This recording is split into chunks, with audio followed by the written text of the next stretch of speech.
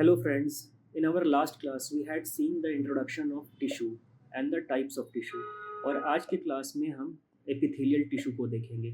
तो अगर इसके टर्म की बात करें, एपिथेलियल टिश्यू में एपिथेलियल की स्पेलिंग को देखें तो इसमें हमें दो टर्म्स देखने को मिलेंगे। एक है एपी, दूसरा है थीलियल। तो इसमें एपी का जो मतलब है उसका मतलब है ऊपर में, या फिर हम इसको ऐसे लिख सकते हैं, यहाँ पे जो एपी लिखा हुआ है इसका मतलब है अपॉन, मतलब ऊपर में।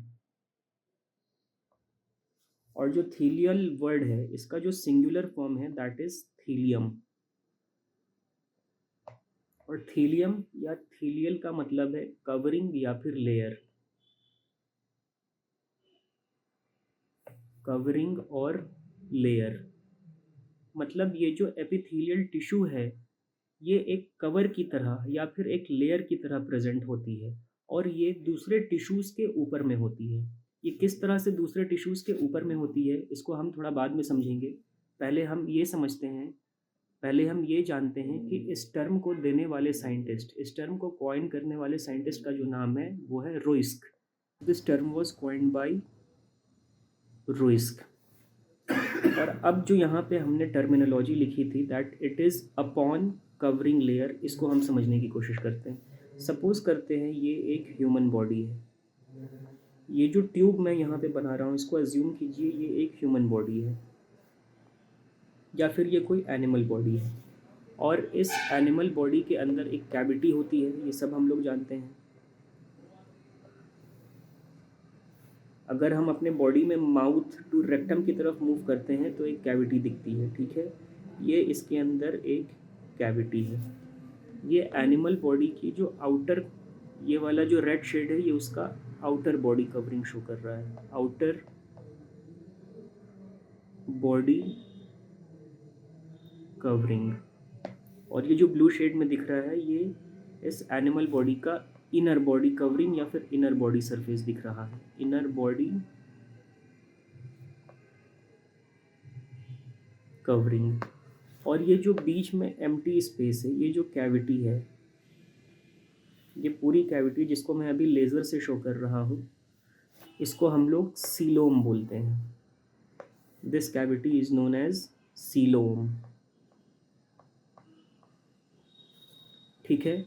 तो इस पूरे ट्यूब लाइक स्ट्रक्चर को अगर हम देखते हैं जो कि एक एनिमल बॉडी या ह्यूमन बॉडी को रिप्रेजेंट कर रहा है, तो इसके हमें दो सरफेसेस देखने को मिल रहे हैं। एक ये वाला जो इसका आउटर सरफेस है, these blue shades are indicating the outer surface,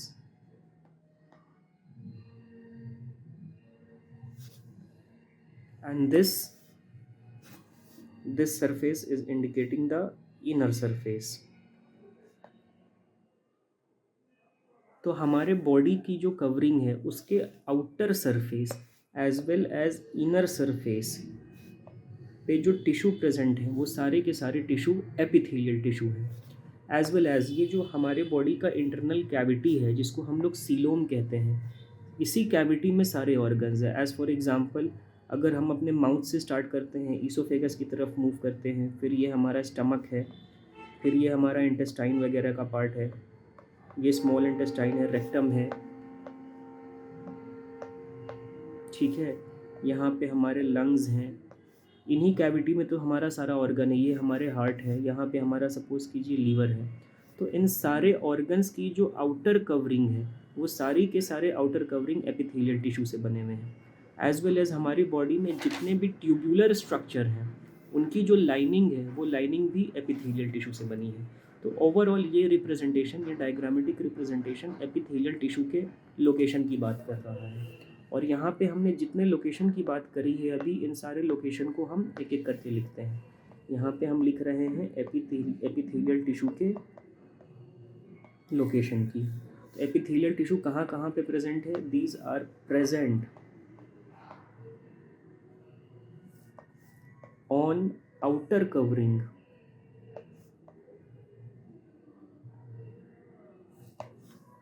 of all body organs, of all body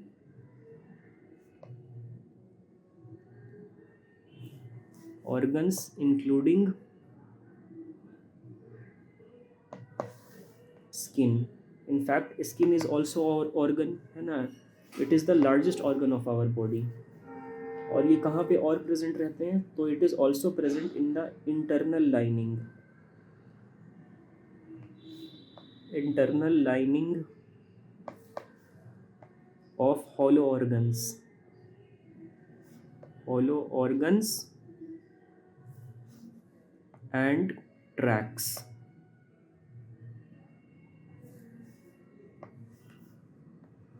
And at last, all the glands of our body are composed of epithelial tissue. इस बात को हम लोग लिखते हैं, all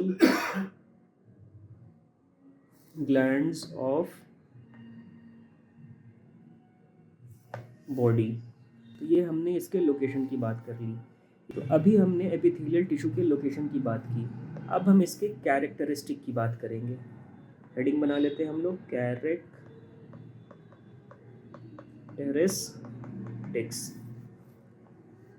epithelial tissue जो हैं by nature ये एवैस्कुलर होते हैं, मतलब इनमें खून की नसें नहीं होती हैं। एपिथेलियल टिश्यू जो है बाय नेचर एवैस्कुलर होते हैं। एवैस्कुलर, एवैस्कुलर कहने का मतलब है ब्लड वेसल्स आर एब्सेंट,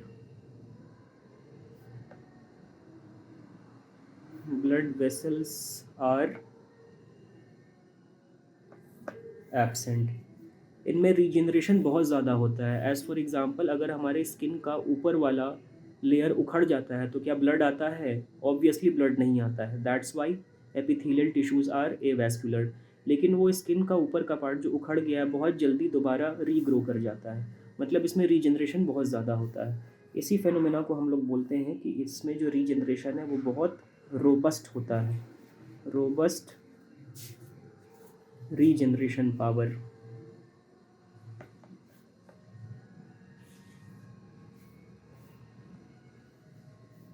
ठीक है, इसका जो नेक्स्ट कैरेक्टरिस्टिक्स है वो ये है कि इसमें नर्व टिश्यू होते हैं। ठीक है, न्यूरॉन्स आर प्रेजेंट,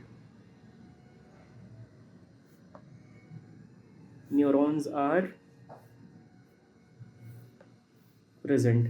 और इसके सेल्स जो हैं वो बहुत ज़्यादा टाइटली एंड कॉम्पैक्टली पैक होते हैं। अगर हम लोग ज़मीन में टाइल्स लगा हुआ देखें तो टाइल्स किस तरह से आपस में एकदम जकड़ करके ज़मीन में बिठाए जाते हैं, मतलब टाइल्स को एकदम कॉम्पैक्टली पैक किया जाता है वाइल यूजिंग सीमेंट। तो उन टाइल्स की तरह ही एपिथेलियल टिश्यू के सेल्स होते हैं जो कि आपस में बहुत कॉम्पैक्टली पैक्ड होते हैं। Cells are compactly packed.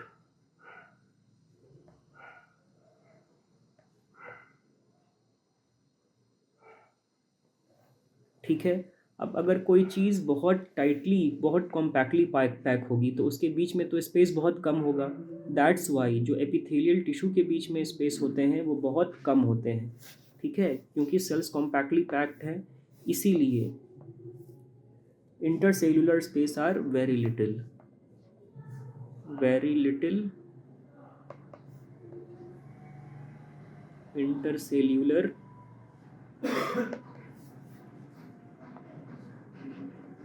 Space. ठीक है, और इन एपिथेलियल सेल्स के दो सरफेस होते हैं। Cells have two surface, cells have two surfaces. और ये टू सरफेसेस क्या है, एक एक करके हम इन्हें जानते हैं। एपिथेलियल सेल्स की टू सरफेसेस होती हैं, और ये जो टू सरफेसेस हैं इनके रेस्पेक्टिव नाम हैं basal surface and free surface. एक का नाम है basal surface,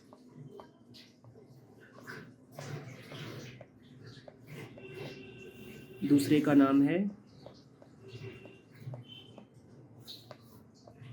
free surface. Basal surface and free surface. अब इन दोनों सरफेसेस को हम डायग्राम के थ्रू समझने की कोशिश करेंगे।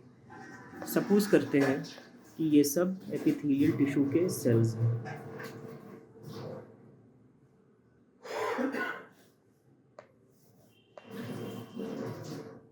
ये सारे एपिथेलियल टिश्यू के सेल्स हैं, जहाँ पे सेल्स आपस में बहुत ज़्यादा कॉम्पैक्टली पैक्ड हैं, इनके बीच में इंटरसेल्युलर स्पेस जो है वो बिल्कुल ना के बराबर है।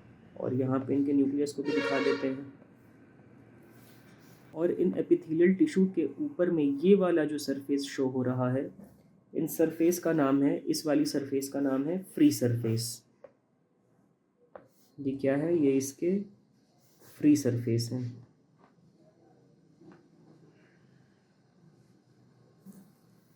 ठीक है। और ये जो नीचे में सरफेस दिख रहा है यहाँ पे इस सरफेस पे दो और लेयर प्रेजेंट होती है। सपोज करते हैं ये एक लेयर है और ये वाली दूसरी लेयर है। इन दोनों लेयर्स को मिला करके हम कहते हैं बेसल सरफेस।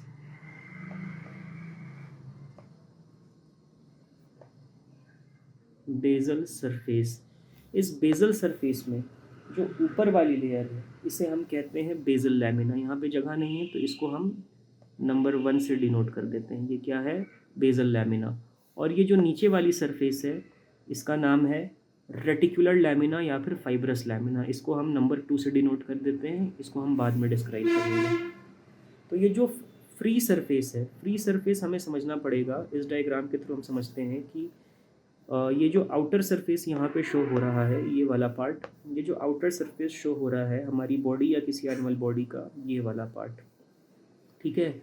सपोज करते हैं कि इसमें किसी तरह के एपिथेलियल सेल्स लगे हैं। ये इनके एपिथेलियल सेल्स हैं, ये सब इनके एपिथेलियल सेल्स हैं। ठीक है। तो इसका ये वाला सरफेस जो एक्सटर्नल इन्वायरमेंट से एक्सपोज्ड है, जो कि एयर से एक्सपोज्ड है, इसको हम बोलेंगे ये फ्री सरफेस है। ये दोनों क्या है? इसका फ्री सरफेस है। और इसका अंदर वाला सरफेस जो इसको अंडरलाइंग टिश्यू से कनेक्ट करता है, इसको अंडरलाइंग टिश्यू से जोड़ के रखता है, इसको हम कहते हैं बेसल सरफेस या फिर बेसमेंट मेम्ब्रेन। ये वाला जो है बेसल सरफेस है। ठीक है। मान लेते हैं ये इनके एपिथेलियल सेल्स हैं। यहाँ पे भी ये क्या है? ये इनके एपिथेलियल सेल्स हैं। ठीक है। और इस रीजन में बॉडी फ्लूइड भरा होता है। क्योंकि एनिमल बॉडी है तो ऑब्वियसली ये बॉडी फ्लूइड से भरा रहेगा। XYZ कोई ना कोई फ्लूइड यहाँ पे होगा ही। ठीक है। तो जब एपिथेलियल सेल्स हमारे बॉडी के इंटरनल लाइनिंग को कवर करेंगे तो उनका जो फ्री सरफेस है, उनका फ्री सरफेस ये वाला है। उनका फ्री सरफेस ये वाला है। ये वाला surface they will always face the body fluid. और उनका जो बेसल सरफेस है ये वाला है। अगेन ये इसको किसी अंडरलाइंग टिश्यू से कनेक्ट करके रखेंगे। ठीक है। तो यहाँ पे हमने एपिथेलियल सेल्स के दो सरफेसेस को समझा और अब हम इसको डिटेल में लिखते हैं। इसका जो फ्री सरफेस है, अगर इसका फ्री सरफेस बॉडी के आउटर कवरिंग को बना रहा है, अगर एपिथेलियल टिश्यू के सेल्स का फ्री सरफेस बॉडी के आउटर कवरिंग पे है, तो ये क्या फेस करेगा?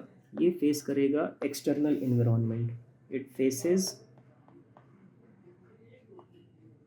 External environment. लेकिन अगर एपिथेलियल टिश्यू बॉडी के इंटरनल लाइनिंग को कवर कर रही है तो वो बॉडी के अंदर में जो फ्लूइड है वो उसको फेस करेगा।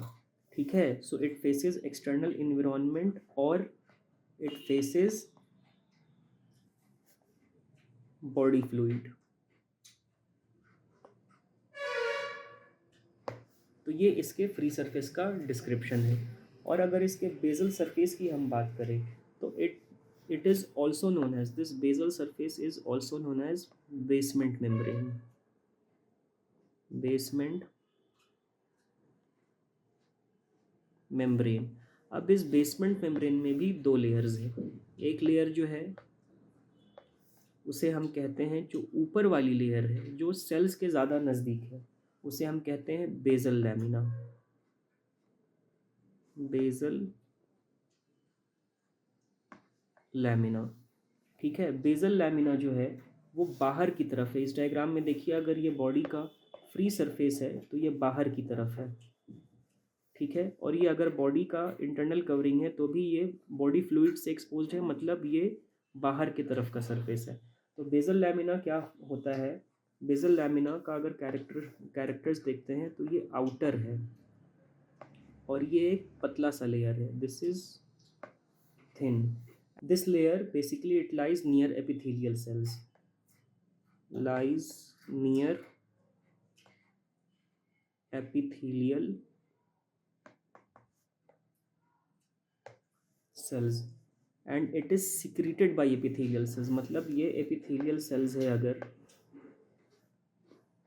तो epithelial cells ही क्या करती है, बेसल लैमिना को सिक्रीट करती है। epithelial cells जो है ये अपने जस्ट नीचे बेसल लैमिना को सिक्रीट करते हैं। So it is secreted by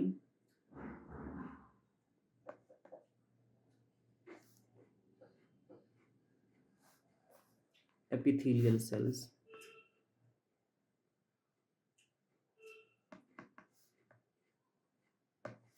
ठीक है। और ये जो सिक्रीशन है इसमें जो केमिकल इसका जो कॉम्पोजिशन है जो कि एपिथेलियल सेल सिक्रीट कर रही हैं chemically, these are composed of mucopolysaccharides and glycoprotein, composed of mucopolysaccharide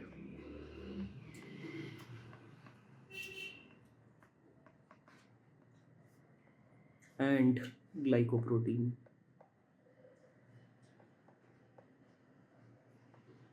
mucopolysaccharide and glycoproteins क्या होते हैं, इन्हें हम बायोमोलिक्यूल्स वाले चैप्टर में पढ़ेंगे। अब इस बेसल सरफेस की जो दूसरी लेयर है उसका नाम है फाइब्रस लैमिना या फिर रेटिकुलर लैमिना। इसकी जो दूसरी लेयर थी इसे हम कहते हैं फाइब्रस लैमिना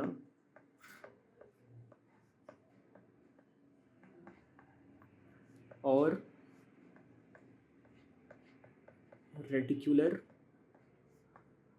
लैमिना। होता क्या है, बेसमेंट मेम्ब्रेन के जस्ट नीचे कनेक्टिव टिश्यू रहती है। बेसमेंट मेम्ब्रेन के जस्ट नीचे जो है एक कनेक्टिव टिश्यू की लेयर रहती है या कोई भी अंडरलाइंग कनेक्टिव टिश्यू हो सकता है। ये पूरा ब्लू शेड जो है ये कनेक्टिव टिश्यू को दिखा रहा है।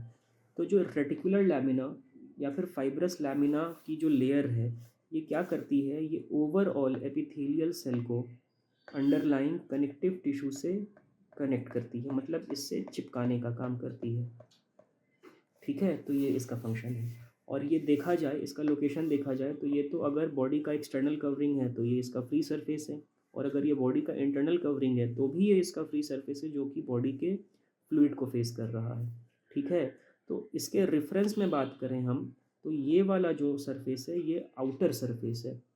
ठीक है, फ्री सरफेस के रेफरेंस में बात करें तो जो बेसल सरफेस है वो आउटर सरफेस है, और इसके नीचे जो रेटिकुलर लैमिना या फाइब्रस लैमिना है ये इसका इनर सरफेस है। तो पहला कैरेक्टरिस्टिक इसका तो यही हो गया कि बेसल लैमिना और reticular lamina it is inner and it is thick in nature, ये थोड़ा मोटा होता है।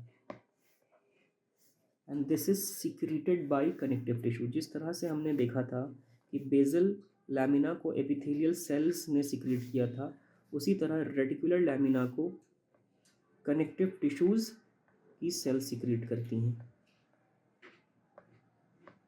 ठीक है, इन दोनों लेयर्स में कोई सेल्स नहीं होते हैं, ये दोनों सेल्स बाय नेचर एसेल्यूलर होते हैं क्योंकि ये सेल्स के सिक्रीशन हैं, ये सेल्स नहीं हैं बल्कि ये सेल्स के सिक्रीशंस हैं। ठीक है, ये इनर लेयर है, ये थिक है and it is secreted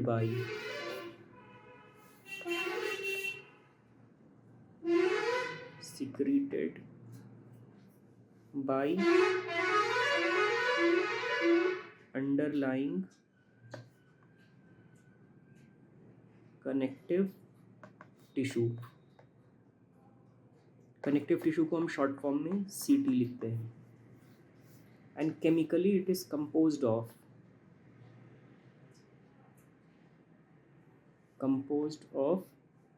collagen और रेटिकुलर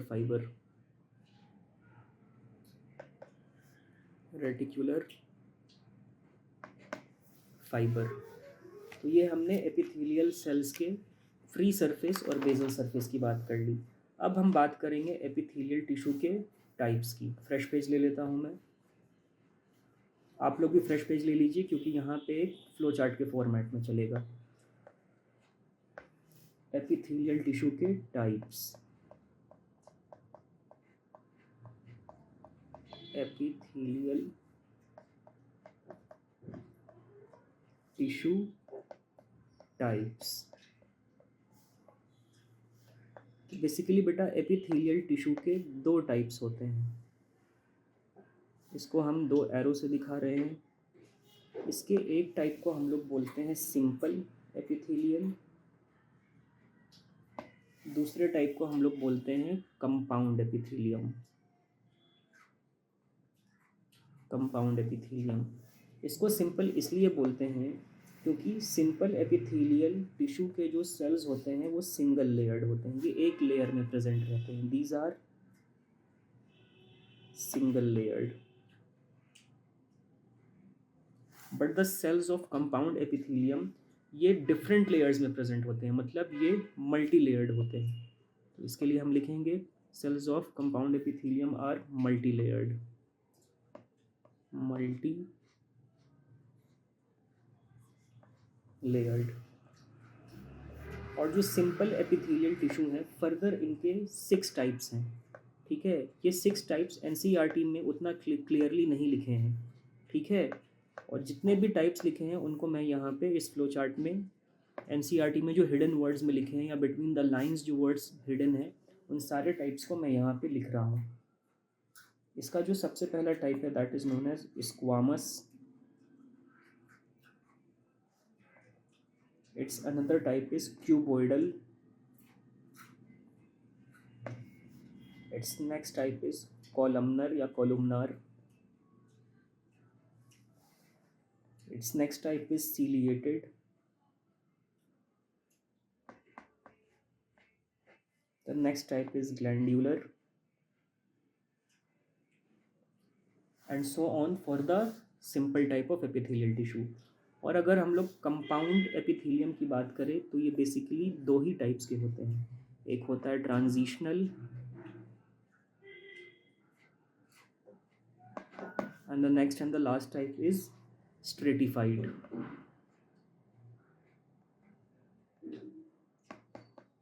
ठीक है, अब एक एक करके हम इन डिफरेंट टाइप्स ऑफ सेल्स को, different type of epithelial tissue को डिटेल में पढ़ेंगे। तो इस फ्लो चार्ट के अकॉर्डिंग जो हमारा फर्स्ट टाइप का एपिथेलियल टिश्यू है दैट इज स्क्वामस एपिथेलियम। तो हम लोग फ्रेश हेडिंग बना लेते हैं स्क्वामस एपिथेलियम का।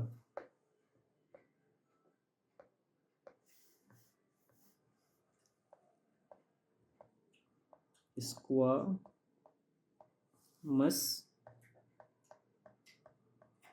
एपिथेलियम।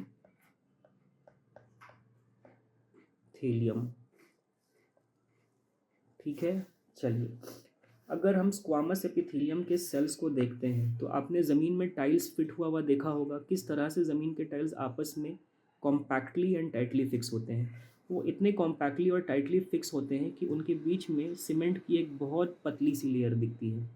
ठीक है, दो टाइल्स के बीच में इंटरसेल्यूलर स्पेस, मतलब दो सेल्स, जिस तरह से दो टाइल्स के बीच में बहुत कम स्पेस होता है और उस बहुत कम स्पेस में बहुत थोड़ा ही सीमेंट रहता है, उसी तरह दो स्क्वामस सेल के बीच में भी बहुत कम इंटरसेल्यूलर स्पेस होता है। अब इंटरसेल्यूलर स्पेस ही कम है तो उसके अंदर फ्लूइड भी ज़्यादा नहीं भर सकता है। तो उन स्पेस में, उस कम स्पेस में बहुत थोड़ा, बिल्कुल ना के बराबर इंटरसेल्यूलर फ्लूइड या फिर एक्स्ट्रा सेल्यूलर मैट्रिक्स रहता है। और अगर इन सेल को हम ऊपर से देखते हैं, इनका बर्ड्स आई व्यू लेते हैं, तो ये सेल कुछ इस तरह से दिखेंगे।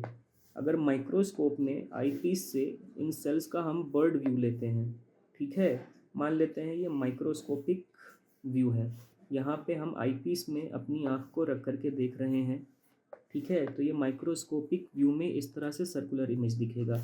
इसमें अगर हम स्क्वामस एपिथेलियम के सेल्स को देखें तो ये इस तरह से इर्रेगुलर फैशन में अरेंज रहेंगे, जैसे कि ज़मीन में कोई टाइल्स फिक्स हो। ठीक है, ये मैं पूरा बना लेता हूँ, इर्रेगुलर फैशन में। ठीक है, और ये सेल्स जो है फ्लैट सरफेस में होंगे। ये पतले पतले चपटे चपटे सेल्स होंगे जिनका सरफेस बिल्कुल ही, अगर बर्ड्स आई देखते हैं इसे तो ये बिल्कुल फ्लैट सरफेस में दिखेंगे, और इसका न्यूक्लियस इस तरह से बीच में दिखेगा, ये इन सारे सेल्स के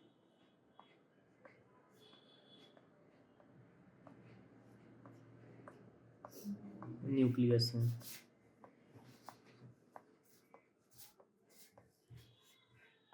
ठीक है, न्यूक्लियस कहाँ पे प्रेजेंट है? सो nucleus is lying in centre.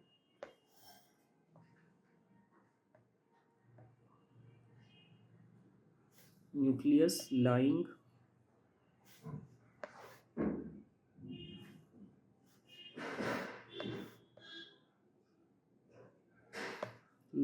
At centre. और क्योंकि इसके सेल्स इर्रेगुलर शेप के हैं, ये मतलब वो पॉलीगॉन की तरह हैं,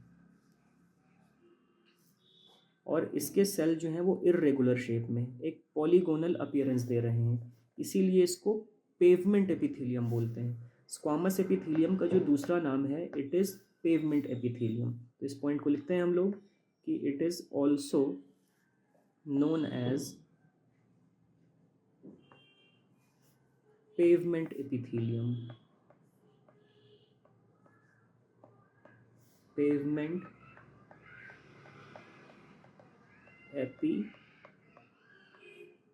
epithelium as appears polygonal in shape, polygonal in shape from surface view।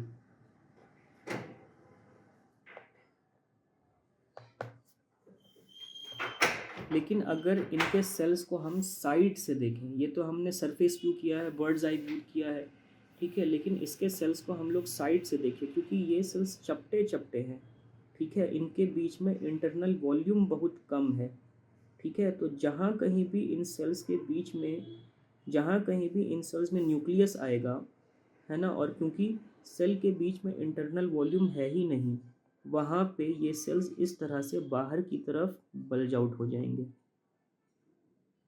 है तो ये सेल्स चपटे चपटे, लेकिन नेचर ने क्या किया है, ज़बरदस्ती इसमें न्यूक्लियस को पैक कर दिया है, तो इंटरनल वॉल्यूम तो इन सेल्स में है ही नहीं, इसीलिए जहाँ जहाँ पे न्यूक्लियस है वहाँ वहाँ पे ये सेल्स बल्ज्ड आउट हो गए हैं।